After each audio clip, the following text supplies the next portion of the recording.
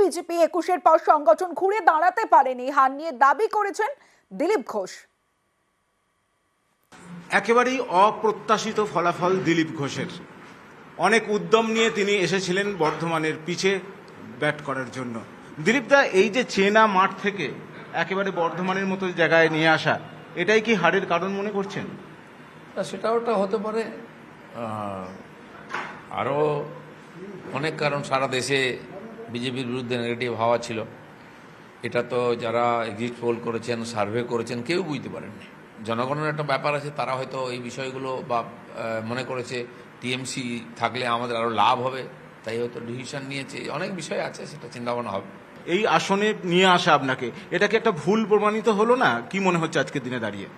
না, আমি নয়, এই জোনেতে যে কটা সিট আমরা জিতেছিলাম, হুগলি হেরে গেছি, আরামবাগ জেতার মতো ছিল সেটাও হেরে গেলাম, বর্ধমান, আসানসোল, বাঁকুড়া, সবই হেরেছি আমরা।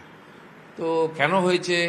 আমি একটা ফ্যাক্টর। দিলীপ ঘোষ এসছে এখানে, এলে কি হলো, না এলে কী হতো, ওখানে লড়লে কী হতো, এ তো প্রশ্ন থাকবেই, চর্চার বিষয় হবে, সব মিলিয়ে আলোচনা হবে, সব বিষয়ে ডিসকাশন হবে। একটা সাবোতাজের কি কোনো বিষয় উঠে আসছে নিচুতলার কর্মীদের মধ্যে? তারা বলছেন যে এখানে সংগঠন সেভাবে আমাকে পাশ দেয়নি, বা দলের রাজ্য নেতৃত্ব সেভাবে যদি আপনার পাশে দাঁড়াতো তাহলে হয়তো আরও আপনার ফলটা ভালো হতো। সংগঠন সব জায়গায় কম বেশি ঢিলাঢালা ছিল।